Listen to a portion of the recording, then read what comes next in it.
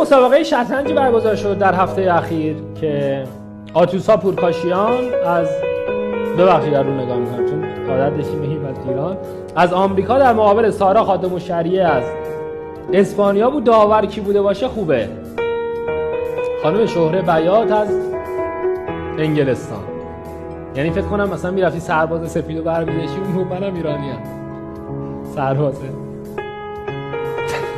تماشاگرها هم همه ایرانی. نمیدونم واقعا چه میکنید که این ایرانی داور ایرانی همه ایرانی اون ولی اون از آمریکا شبیه مسابقات استانی شده مسابقات جهانی. یعنی آمریکا جلو انگلیس بازی داره، داور اسپانیاییه، ولی مثلا اینجا مسابقات استان تهران.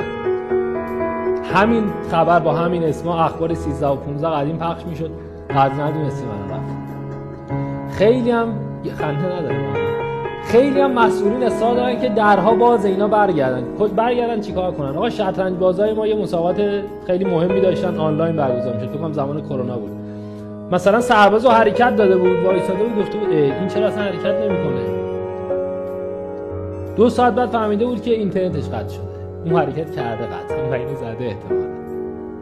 برگرده چیکار کنه؟